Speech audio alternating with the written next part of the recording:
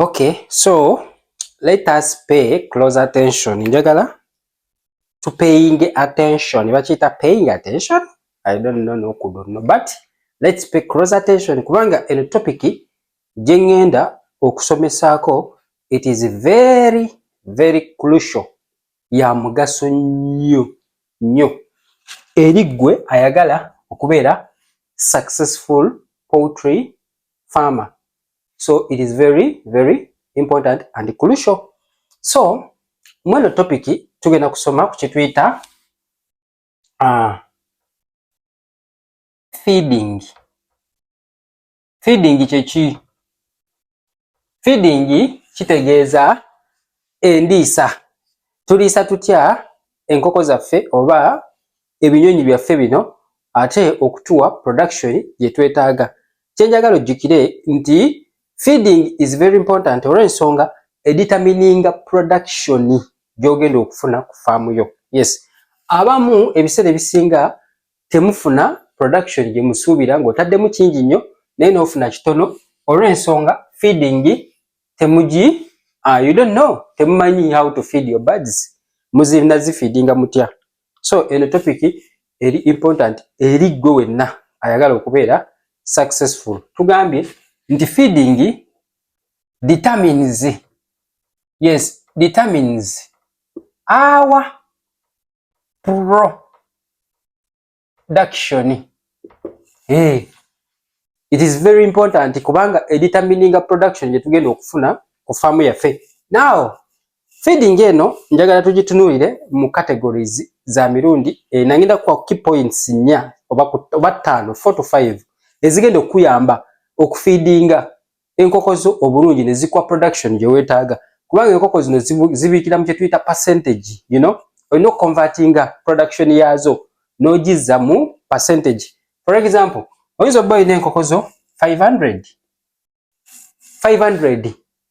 Kati 500 zino eno tuzisuubira okuba, remember enkoko zino eno ziri mu stages gye zikoma okukula, gye zikoma okugenda nga production erowalinga, kubanga zitandika production eyambuka waggulu netuuka ekisa ne stabilizinga. Bwe malo stabilizing ate nekkirira eno ebeera curve. This is our curve production. Ejja eyambuka netuuka ekisa ne stabilizing ate nemala nekkirira. This is the curve, production curve. Meaning bwe zijja zitandikira mu 5% okubiika, 5%, 16, 32, whatever, zigenda zambuka ne zituuka ku kye tuyita highest peak. Kati wanene we zinormalizingira wano eno gye tuyita highest peak nga ziri waggulu, peak yazo eri waggulu. Almost 90% of your flock is laying, nga 9 ku 10 nga zonna zireyinga oba nga zibiika. Ekyo kye tuyita highest peak. You understand what I mean? Kakati bwe zimala okutuuka mu highest peak zibeerawo awo emyezi giigyo nga mingiko, myezi nga 5-6 nga ziri ku highest peak. Bwe zimala ne zijja nga zikola ki? Nga zirowalinga. Ezibadde mu 90 ne zitandika okusala ne zigenda mu 80 something, 85, 88 ne zikira zizo mu 78 paka bwe zituuka wanene wansi. Wanene production ngezzeeyo ku 0 oba nga tezikyasobola kweriisa, ng'enkoko tezikyasobola kweriisa ate nga tezikyasobola kuwa magoba. Olwo nga you do what we call off-lay oba off-laying, ng'ozitunda nga off-layers nga bazitwala nga bazirya, ng'ozitunda. Ekyo tuyita production chart. Kakati mbadde mbagamba nti bw'oba nga enkoko zo zikyali nto nga zaakatandika butandisi myezi 5 okudda waggulu, myezi 5 paka ku mwaka, ezo enkoko zirina okuba nga zibiika bulungi. Beyond 1 year ziba zikaddiye nga ng'olina okuleeta replacement. Beyond 1 year kubanga zibiika paka ku mwaka gumu n'ekitundu. Naye bwe zituukira ku mwaka ogumu olina okuba nga planning ezigenda ziddirira, olwo ziba zitandise okuslowinga down mu production. Naye nga zikyali nvubuka, zikyali nto, production tugisuubira okuba nga eri waggulu. Kati for example olina enkoko zo 500, 500 ozisuubira okuwa tremeka nga 15, kubanga zino enkoko 5 olunaku at least olina okusuubira enkoko 45, 450 birds must lay on a daily basis. nolekayo ziri fifite kubanga tezibikira mbudde bwe bumu. Remember enkoko etwala essaawa 24 hours okukola eggi, naye bw'eba ebiika tezigenda biikira ku period y'emu. Waliwo ezigenda ezisinga obungi percentage esinga amagi ogenda gakollectinga ku ssaawa emu, zigenda tandika okubika ku ssaawa emu ssaawa bbiri, awo zijja bba zikoze ekisinga obungi zibiise. Naye awo around ssaawa 3 waliwo ezibiika, ssaawa 6, ssaawa 10, you know. Naye nga ffe tubala production ya ku makya, eyo gye tuyita production of the day. Ezisinga obungi zirina okuba nga zikoze eki, zimaze okuwa amagi. Kati bwe ziba nga tugambe olina 5 ne zibiika 25, kitegeeza production yo is 50%. How do you convert it?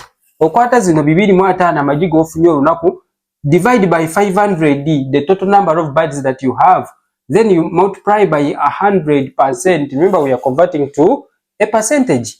Oba kitegeera?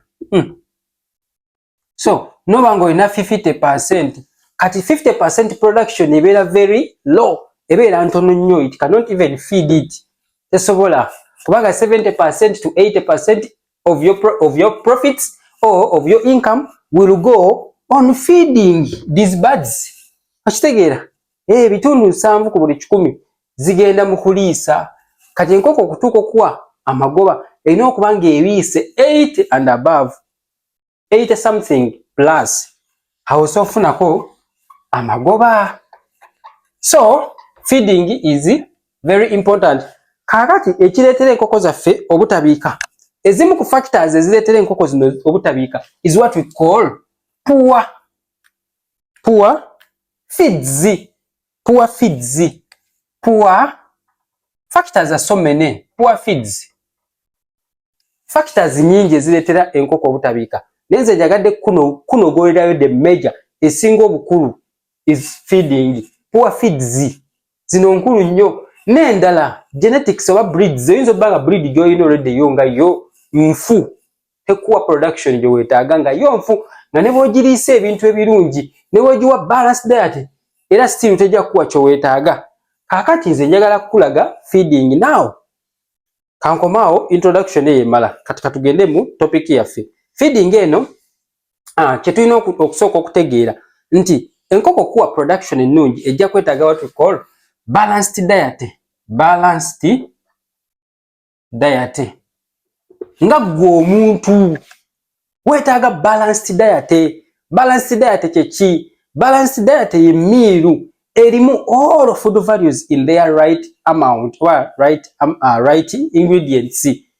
Emmere ng'erimu all food values. For example, abantu naffe tulya balanced diet, weetaaga what we call energy giving food. Energy for what? Energy giving food for energy. Oba weetaaga amaanyi, power. You also need proteins, or what we call proteins. Proteins yamba muki? These are body building food. Body building. Zino zizimba mubiri.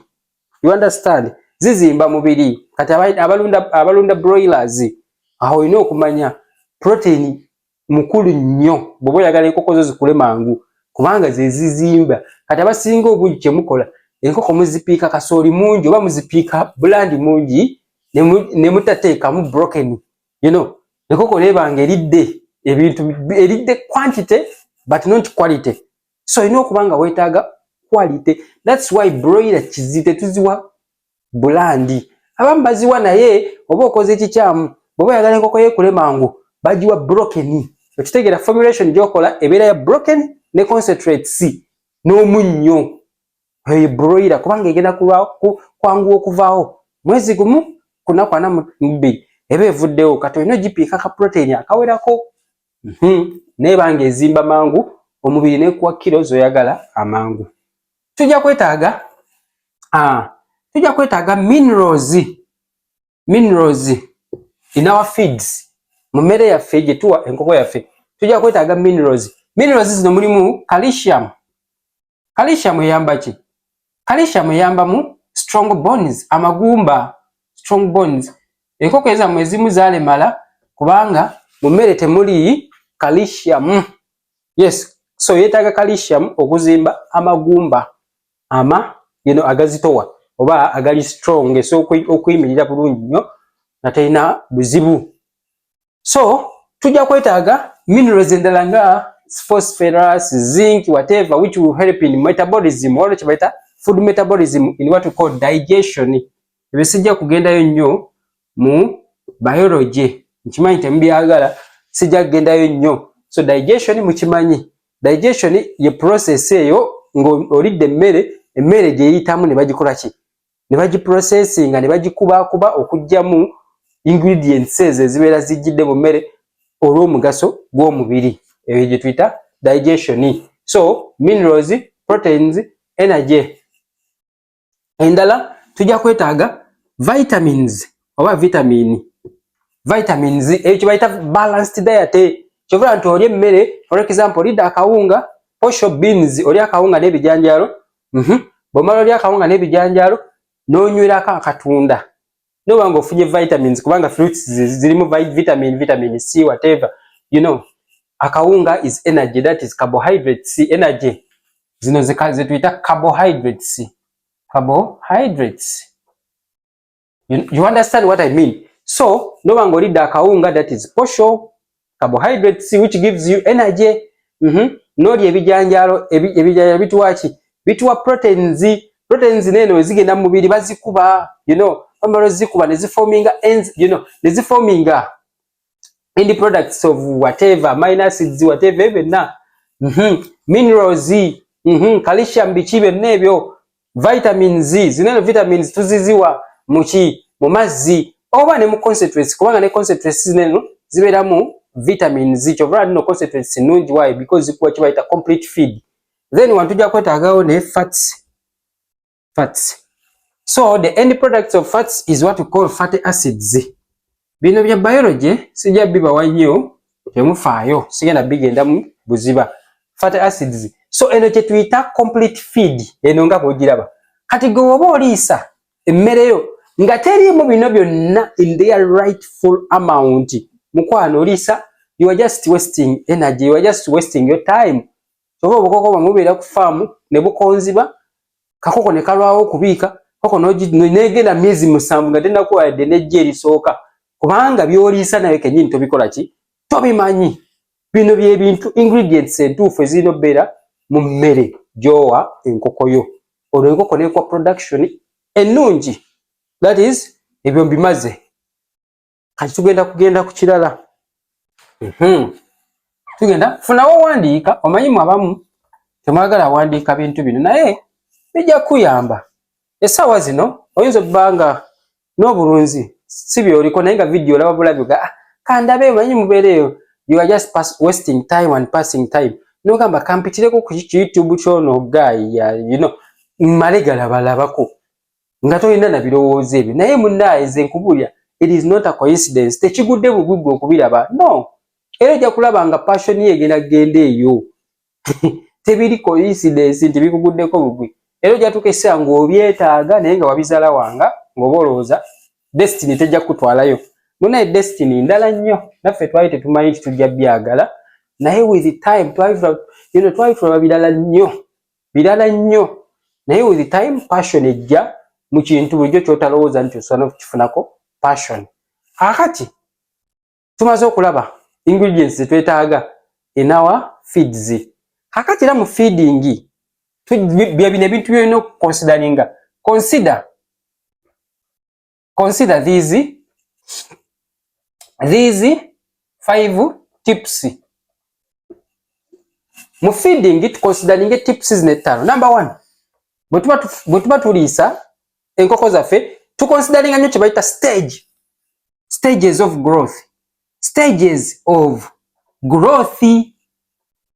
Kakati mmwe temumanyi, abantu abasinga tebamanyi, nze abantu bonna ababadde bajjako inbox yaabwe benjogera nabo abasinga feeding ye bakuba, that is it. Era ebiseera ebisinga tamanyi na byaliisa. So kati bwe mba nkutte ku kintu kino mmanyi kyenjogerako, I know what I'm talking about. Akati stages of growth, osanga omuntu ng'enkoko ye ya wiiki emu naye ng'ate agiriisa emmere ey'enkoko ebiika. Nosanga enkoko ebiika ng'atagiriisa emmere ey'obukoko obuto. Kakati kye tugambye wano stages of growth. Olina okutegeera enkoko yange yabbanga ki era nina giriisa mmere ki kubanga buli stage tulina emmere yaawo. For example, day 1 to day 7 wano tubuwa kye bayita pellets oba bulinga bubbagiya. Ku day 1 paka ku day 7 tuwa pellets. Eyo gye tuyita pre-starter feed. Eyo stage 1. Tugenze ku stage 2 is what we call starter feed or chick mash. Chick mash kyeki? Chick mash obukoko nga tumaze obujja ku pellets buno bubbagiya kubanga lwaki tubutuziwa pellets. Pellets it is a complete feed. Yeri complete erimu byonna. Ate eyambako obukoko buno for digestion kubanga bwa bukyali buto tebunaba kukola ki kufuna digestion y'amaanyi esobola kumulungula kasooli gye tuyita broken maize. Kakati omala week ey'omusanvu kati ku day 8 tutandika waneeno day 8 ku lunaku olw'omunaana paka ku myezi 2 oba ku mwezi gumu n'ekitundu depends, naye katugambe up to 2 months. Ku lunaku olw'omunaana that is week 2 paka ku myezi 2 gye tuyita week 8. Eyo starter feed. Era emmere ya starter feed kati osanga omuntu nga ku starter feed abuwa kasooli omunene ow'enkoko enkulu era obukoko bugenda kufa lwaki bugenda kufuna kye bayita constipation. Waliwo ekyo ekintu ekikwata emabega w'obukoko constipation oyo lwaki ogiwadde kasooli akaluba kyokka ate obukoko tebunaba ebyenda bikyali weak okubanga bisobola okukuba crushinga kasooli oyo kati wa bugenda kufuna constipation bufe. Stage ey'okusatu tugiyita growers stage wano ya 2 months ku myezi 2 oba week 8 paka ku myezi 4 n'ekitundu up to 4.5 months. Yes, eno gye tuyita grower stage waneeno grower stage. Era wonna waliwo emmere yaawo eba ya grower, teba ya chick mash oba teba ya starter feed, no. Waneeno eba mmere endala. Ekyo olina okukimanya. Bwe tuvaawo tugenda ku stage eddako gye tuyita layers mash eno ya mmere ya nkoko ezibiika laying birds onule. Eno gye bayita layers mash ya nkoko zitandise kubiika. Eno tugireeta ddi? Eyo nayo nja kubuulira ddi lw'olina ogireeta. Layers mash. When are you supposed to introduce layers mash? Akati eyo point number 1. Tukugambye nkuwa tips to consider. There are 5 tips that you must consider when you are tampering feeding. Ogenda ku feeding oba ng'ogenda kuliisa enkoko zo. Nkuwa tip ziri 5. Eno tip ekyali emu. This is tip number 1. Stages of growth. Kikulu nnyo kati nenkulaga mu stages of growth tuyinamu day 1 to day 7. These are periods what we call pre-starter. Then stage ey'okubiri is what we call starter feed for chick mash. Ku day 8 paka ku week 8 oba ku myezi 2.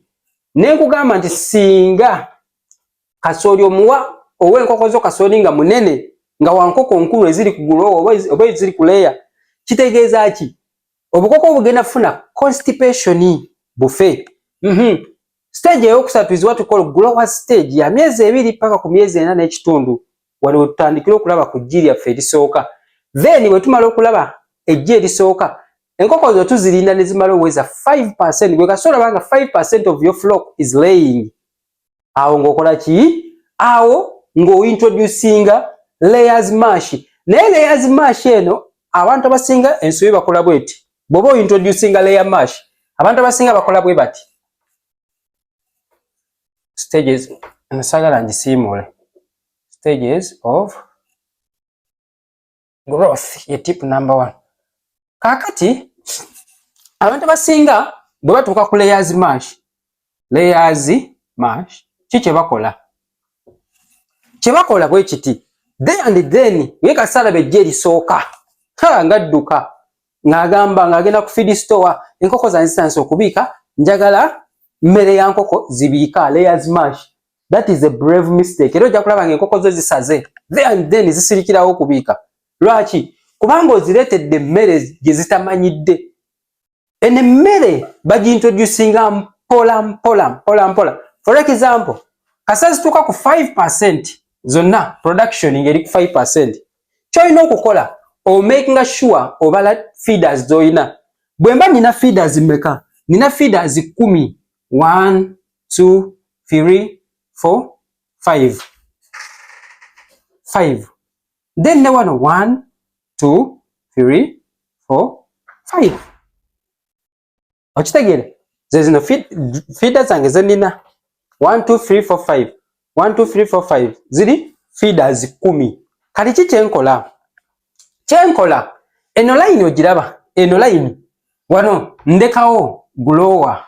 Nzireka ku growers wano. Eno line njireka nga ya growers mash. Okitegeera?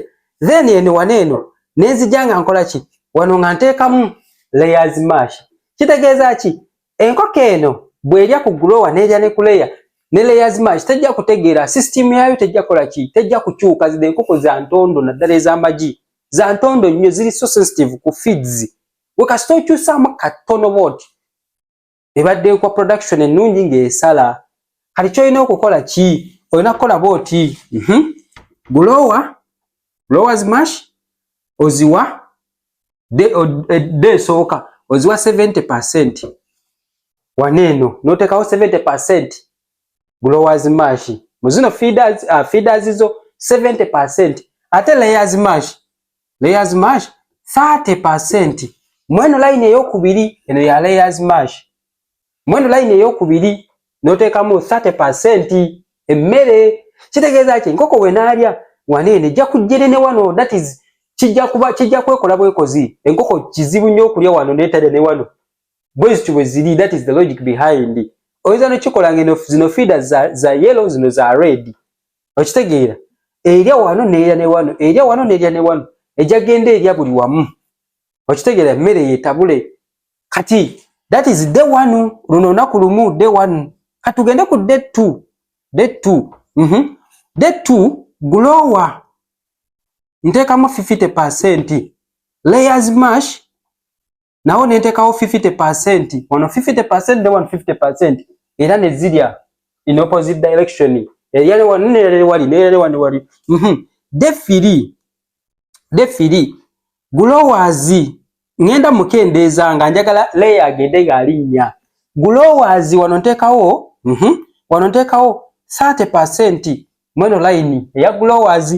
Then layers nenteekawo wano 70%. Okiraba nti ngenda nninyisa layers mash ngenda mulinyisa mpola. Day 4 waneeno growers 0, layers mash 100%. Nga kiwedde nga mazo zijja ku growers mash nga zimanyidde layers mash nga tewalina kusumbuyizibwa mu system zaazo. Naye abantu bangi nnyo olumala okukyusa bwe bati enkoko zigenda tutwala weekend aleeza 2 nga tezizeemu kubiika nga bwe zibadde zibiika. Bwe ziba zibadde ku 5% zigenda kubiika ziddeyo nga ku 1% oba 2% okumala wiiki 2. Enkoko okumala wiiki 2 ng'ekulya buli nga toyingiza, it is very expensive. Zigenda kuddayo emabega wiiki eza 2 ng'oziriisa buliisa tezikuwa production. So singa okozesa eno formula gye nkuwadde eno zigenda kweyongera mu maaso. Ezibadde ku 5% zigende ku 16, ezibadde ku 16 zigende ku 32, ezibadde ku 32 ku lunaku olwokusatu zigende ku 50 something, zigende ku lunaku olwokuna mu 70 paka. Kitegeeza odda buzzi mu maaso todda mabega. That is it. Ndowooza ekyo mukitegedde. Eno channel yo bwetyo bweri. eriwo kusomesa nze ndiwo kusomesa siriwo kukola ki kuba mbeekuulo njagala nkusomese enkoko ekuleme bulemi gwe kenyini ogambe binnemye bulemi naye amagezi nagafuna. Tipo eyokubiri nga tuliisa required nutrients required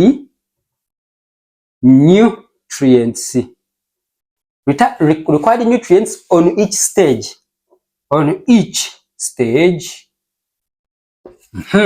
Eyo tipu yakubiri tibwoba oliisa considering stages of growth zenjogeddeko kati ate endala required nutrients on each stage. Zile stages zonna zenjogeddeko weetaaga ki nkoko zeetaaga ki kwezo stages ekyo nakyo olina okuba nga okimanyi.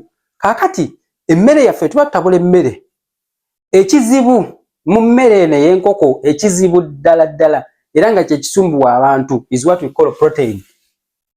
Ekirungo kino kyekisinga okuba ekyebbeeyi. Proteins kino eno kyova ne concentrates ze batunda kyova olaba nti protein yali atubuze. Abantu bakozesa mukene silver fish. Abantu bali tukozesawo silver fish, mukene, soya, cotton, etc n'ebirala silver fish. Kakati ne baleeta concentrates. Kati concentrates zino eno zirimu ebika. Tulina ebika bingi nnyo. Tulina zi Hendrix, Kafika, Cowdice, Wafi, waliwo neno bagita ngerabidde erinnya. So a lot nyingi nnyo katale nyingi. So concentrates zino eno nazo bazikola mu percentages. Gwe jagiraba ojagenda ku feed store obabuuze njagala concentrate bakubuuza oyagala percentage ki. Olina okuba ng'omanyi ki ky'oyagala kubanga zigenda zivaaringa ebbeeyi. Waliwo kye bayita 5%, 20%, 30%, 35%. Kati kino kye bayita percentage boogera ku kye bayita proteins oba DCP, digestible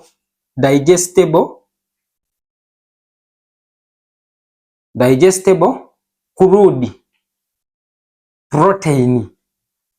Eno kye kirungo ekikulu kye twetaaga mu mmere y'enkoko kino eno kubanga bino ebisinga tubirina. Kasooli waali for energy, biki byonna ebyo bulandi waali. Naye kino ekirungo kino kye kisinga okuba ekyebbeeyi era kilo emu ya concentrate eri wakati w'4,200 ku 4,500. Okira nno ya bbeeyi kyokka ate kilo ya kasooli ojja gisanga eri ku 1,100, 1,200 depending on the season. Yo kasooli akyukakyuka waliwo gy'omusanga ali ku 700 bw'abanga katale mungi. So oyo ye wa layisi energy mwangu wa kufuna. Naye kino ekirungo kino kye kizibu. So kati olina okuba ng'omanyi required nutrients on each stage. Buli stage twetaaga protein yenkana ki buli stage. Ekyo kikulu nnyo okukitegeera nti buli stage neetaaga protein yenkana ki. For example on chick mash ng'otabula chick mash wano nga tutandise otabula emmere yaffe. Chick mash tujja kwetaaga wakati wa 18 to 21% digestible crude protein DCP. Emmere gy'otabula erina okuba nga erimu 18 to 21 DCP. Growers mash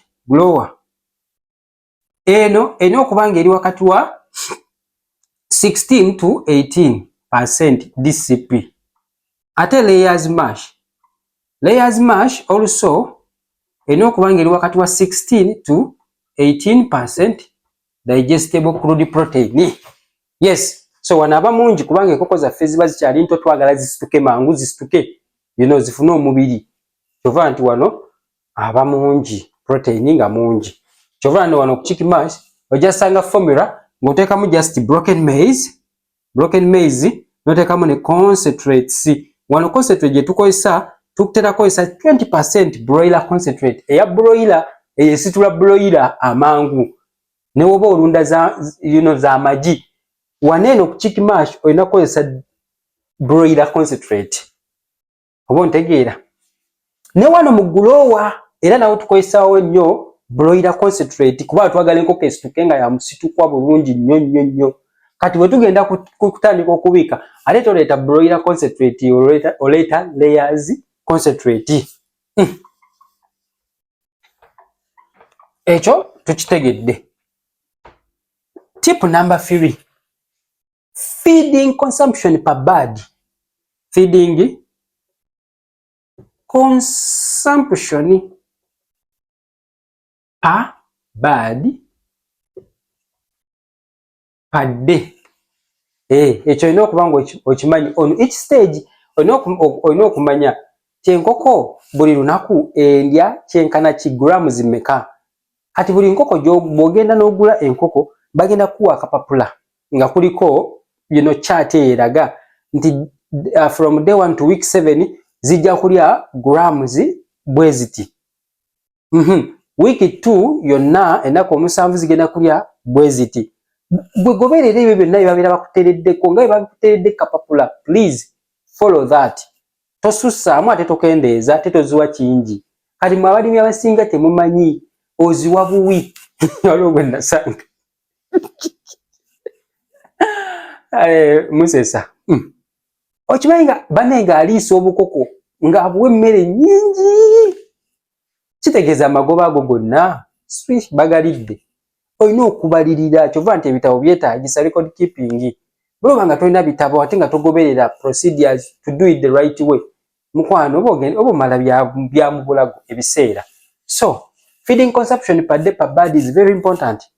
Obukoko bwa buli grams 3 olunaku 30 grams buwa 3. Tobuwa 28, tobuwa 29, buwe exactly 3. Nga bwe bakuteredde ku chart eyo. Okitegeera olubujja sokula bulungi nnyo. Ate buli wiiki olina okuba nga obupima ebyo tujja byogerako mu kyetuyita management, farm management. Ebiri wano. Olina obuweyinga obuteeka ku weighing scale n'olaba oba progressinga oba nedda. Waliwo obukoko ng'oliisa buliisa kakona bukonyi. Kati awo olina okumanya no wiiki kabadde kazitowa grams 4. Wiiki eddako kali mu gramu meka oyinza okukasanga kali mu gramu 38. Keetoddeko. Kitegeeza by'oliisa tebikola. Naye singa kaba ino wiiki nga kabadde mu grams 4, wiiki ejja ne kabeera mu grams 45, wiiki eddako ne kabeera mu 5, wiiki eddako 55, kitegeeza you are progressing by'oliisa bituufu. Okitegeera? Era chart eyo bagikuwa eraga progress. Bagikuwa zino enkoko ng'oziguze naddala zino commercial birds, layers, broilers, bakuwa chart eyo ne bakulaga nti mu wiiki eno zirina okuba nga ziweyinga bwe kiti nga zizitowa bwe kiti. Tipo eyokuna mu Endiisa. We consider feed ingredients needed for formulation of complete feed. Ingredients needed to formulate a complete feed. Olina okumanya ebintu bye weetaaga mu buli stage gy'otuukako nti chiki mash nja kwetaaga ki? Nja kwetaaga broken maize bwati, nja kwetaaga concentrates bweziti, nja kwetaaga omunnyo bwe guti, nja kwetaaga premix bwati, nja kwetaaga vitamins bweziti. Ebyo byonna olina okuba nga obimanyi osobole okuformulatinga complete feed in their ratio oba mu ratio entuufu.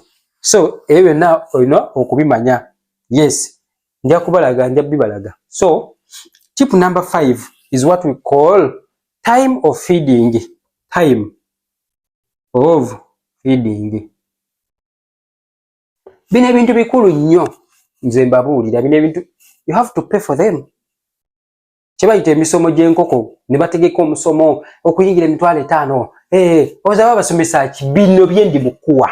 These things for free. Okitegeera? Bino bibasasulira. Bino goze okusasula $5,000 beera ogenze just mubeera wajja abasmilingire. Balimi bannaye mukube mu ngalo. No, baba kusomesa bino the major factors of production. Okitegeera? Bino kubanga bino abalimi batamanyi kati bimusasulira ssente bino. Nze mbikuwadde bwereere free of charge. Okitegeera? So olina okumanya time of feeding. Time of feeding kyeki? Akaseera mw'oliisiza enkoko. Si buli kaseera nti baliisizaamu enkoko. Enkoko erina akaseera kaayo k'erina okuliiramu.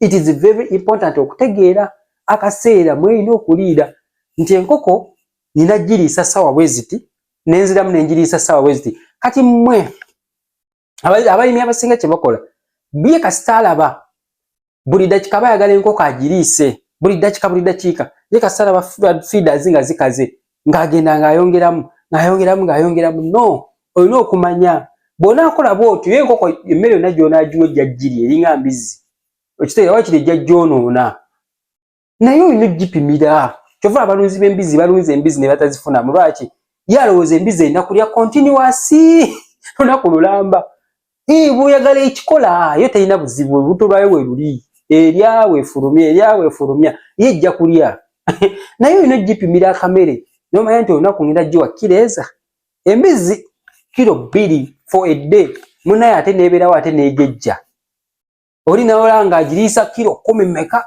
ng'akola loosi ate nga gukoze amagoba kubanga otegedde feeding so time of feeding olina okumanya for example olina okwesetinga nti ezange nja zirisanga ku makya saawa 12 6 am ku makya era nziwa bwenti ne bwenti kati enkoko ku makya olina okuziwa percentage entono yes bwe ziba zirya kilo 15 15 kilogram a day ku makya ziwe 30% of the feeds lwaki zirina okubiika kati mmwe enkoko zammwe ezisinga obungi muzipiika emmere nnyingi ku makya ne zeerabira n'okubiika kyogasa okwerabira okubiika ng'ejjiri ligisimbye anti kati ejji eyinza obuteerabira kulibiika nga lizze naye enkoko eno yeetaaga obudde ewummule okitegeera erye eve ku kiriiro egende erowooze ku by'okubiika oba onfuna kakati ku makya olina oggiwa 30% feeds then ne ku ssaawa 6 ku 7 12 to 1 pm olina oggiwa 70% of the feeds wano ne zirya wano so nziwayo ka supplement ku ssaawa nga 10 n'oziwaayo greens oba omulina bw'oba tozirina it is okay zikomaawo okitegeera zirowooza ate ku by'okukola eggi enkya naye amazzi go galina okuba nga gwegali 24 hours emmere yeggwawo naye amazzi galina okuba nga gali 24 hours so kiba kirungi nnyo enkoko zino n'oziwa emmere ne ziva mu feeders ne ziwummulako okitegeera so si buli dakika kubeera mu feeder enkoko erina okuwummula lwaki digestion is already taking a place digestion bwe taking a place already ne lyekola ne buli dakika eri ku kiriiro erya buli kitegeeza ne digestion tegenda ku taking a place kubanga egenda kuba eri ate bwefulumya kalimbwe emmere yonna eyita mu buyisi naye olina oggiwa obudde zirye zikkute ziveewo zigende zikole kyemmere eggwemu zigende ate zirowooze ku by'okukola amagi you understand time of feeding is very important otherwise ebyo webigaana kaba kaweddemu so katutandikire awo topiki yaffe egenda okuddako. God bless you.